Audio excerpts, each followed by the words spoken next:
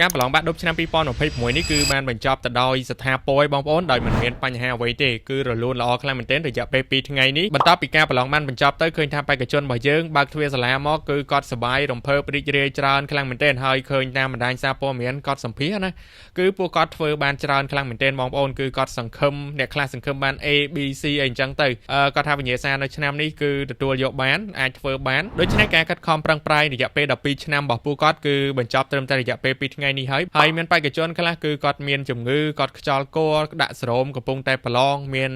អ្នកខ្លះគ្រុនឈាមហើយអ្នកខ្លះនោះគឺមានគ្រោះថ្នាក់ចរាចរណ៍ទៀតផងពិតជាសូមសរសើរដល់ពួកគាត់ខ្លាំងមែនទែនទោះបីជាមានបញ្ហាឧបសគ្គយ៉ាងណាក៏ដោយពួកគាត់នៅតែខិតខំប្រឹងប្រែងបញ្ចប់ការប្រឡងនេះដោយជោគជ័យតែម្ដងហើយសិលកិច្ចការក៏ត្រូវបានធ្វើការចាក់សោដាក់នៅក្នុងហឹបដាក់នៅក្នុងបន្ទប់ចាក់សោបិទចិត្តត្រឹមត្រូវដោយមានការត្រួតពិនិត្យទៅលើសុវត្ថិភាពដោយមិនមានឲ្យនរណាគេប៉ះពាល់នោះទេបន្ទាប់ពីការចម្លើយហើយលទ្ធផលនឹងត្រូវបានប្រកាសទូទាំងប្រទេសតែម្ដងនៅលើเพจក្រសួងអប់រំនៅថ្ងៃទី2ខែកញ្ញានៅខែក្រោយនេះបងប្អូនដូច្នេះបងប្អូនកំឡុងពេលដែលសម្រាកនៅក្នុងការរងចាំប្រកាសលទ្ធផលពីក្រសួងនឹងបងប្អូនអាច